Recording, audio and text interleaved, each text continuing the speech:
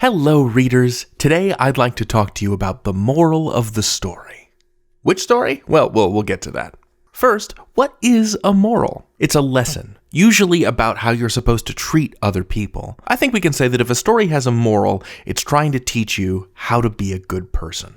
Aesop's fables are full of these. There's the story of the tortoise and the hare, which I'll tell you very quickly if you're unfamiliar. The slow-moving tortoise and the speedy hare have a foot race. And the hare is so sure that she'll beat the tortoise that she stops to take a nap during the race. Meanwhile, the tortoise slowly and steadily continues onwards and crosses the finish line while the hare is sleeping. That's confetti as the tortoise crosses the finish line. The moral of the story is slow and steady wins the race. You can beat an overconfident person even if they're more talented than you if you try really hard and take it slow but steady. But it's not just old stories from ancient Greece that have morals.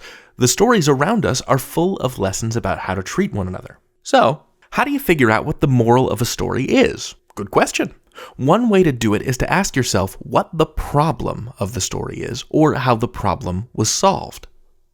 From the hare's perspective, the problem in the tortoise and the hare is that she lost the race. What could she have done to avoid that happening? Well, she probably shouldn't have stopped to take a nap.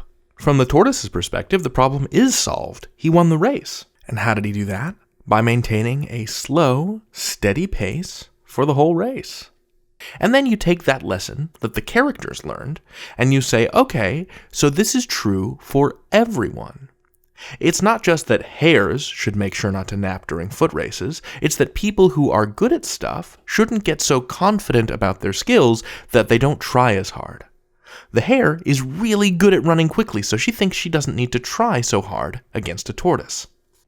What's true for the hare and what's true for the tortoise are true for you and me, because those stories were invented to teach people stories, not just tortoises and hares. You can learn anything. David out.